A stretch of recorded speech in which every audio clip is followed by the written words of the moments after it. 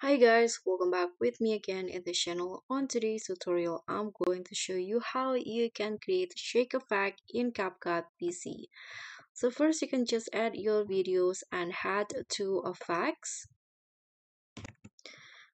Now click on the search column and just search for camera shake effect. Click enter. So let's just add this shake effect. You can just download it first, or you can drag it to where you want the add the shake effect. For example, I'm going to start here. Now add 2 keyframes before the effect start. So I'm going to zoom it in first, and I'm going to add keyframes in here on the video. Add 2 keyframes before the effect start on the transform in here under the basic.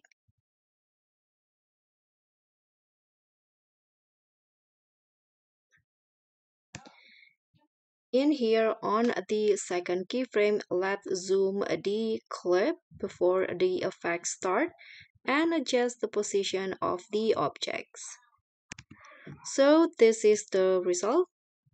And that's all from me. That's how you can add or create shake back your videos in CapCut. For watching, don't forget to like, comment, and subscribe. Also click on the thanks. Bye.